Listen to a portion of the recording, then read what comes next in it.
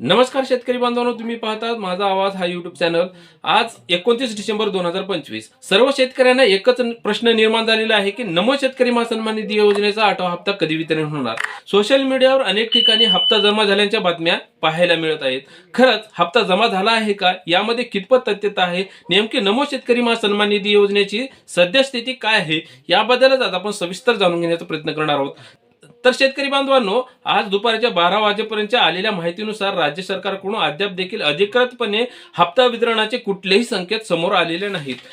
तर तसं पाहिलं तर सरकारकडून नमो शेतकरी महासन्मान निधी योजनेचा 8वा हप्ता आजच वितरित होईल असा कुठलाही GR किंवा कुठलाही आदेश, कुठलाही निर्देश अशा पद्धतीचा सरकारकडून काढण्यात आलेला नाही। मात्र कृषी विभागाच्या माध्यमातून आलेल्या माहितीनुसार किंवा हालचालीनुसार हा हप्ता साधारणली नमो शेतकरी महासन्मान निधी योजनेचा 8वा हप्ता डिसेंबरच्या एंडिंग किंवा 1 जानेवारी पर्यंत म्हणजे नवीन वर्षांचं भेट म्हणून दिली जाईल अशी शक्यता वर्तवली जात आहे। नेमकं यामध्ये काय तथ्यता आहे थोडक्यात पाहण्याचा प्रयत्न करणार आहोत।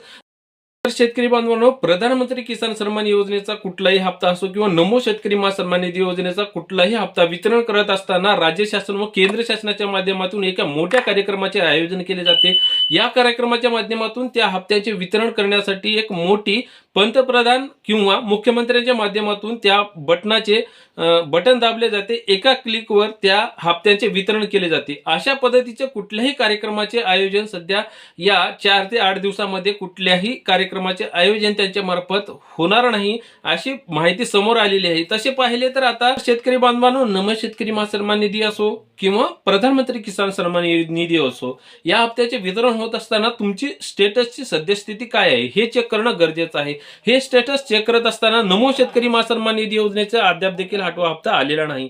तर या योजनेचं स्टेटस चेक करत असताना तुमच्या स्टेटसची स्थिती काय आहे हे चेक केल्यानंतर तुम्हाला त्या स्टेटसमध्ये दाखवलं जाईल की तिथे समजेलच की waiting for approved by states असं दाखवत असेल किंवा FTO प्रोसेस्ड त्याच्यासमोर यस किंवा नो दाखवतंय।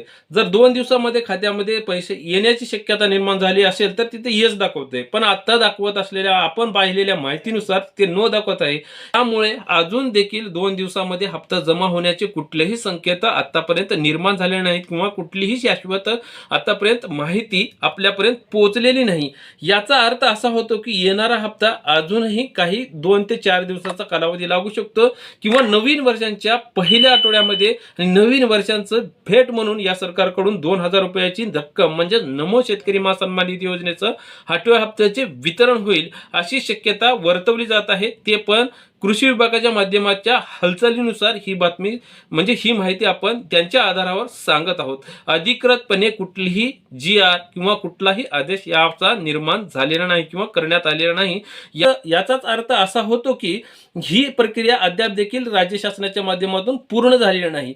मग नेमका हप्ता कधी वितरण होणार यासाठी तुम्हाला त्वरित काही कामे करण्याची गरज आहे, जेणेकरून तुमचे येणारे हप्ते आणि येणारा 8वा हप्ता तुमच्यापासून वंचित राहणार नाही।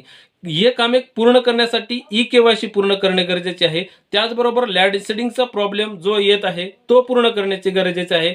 म्हणजेच तुमच्या बँकेचा आधारशी लिंक करणे, बँक खात्याशी आधार लिंक करणे, त्याचबरोबर तुमच्या सातबाऱ्याशी आधार लिंक करणे। त्यानंतर आता अजून एक नवीन समस्या निर्माण झालेली आहे, ते म्हणजे फार्मर ID काढणे। ह्या पूर्ण जर प्रक्रिया तुम्ही पूर्ण केल्यात तर येणारा PM किसान योजनेचा हप्ता आणि नमो शेतकरी महासन्मान निधी योजनेचा हप्ता तुमच्या खात्यावरती लवकरात लवकर जमा होईल।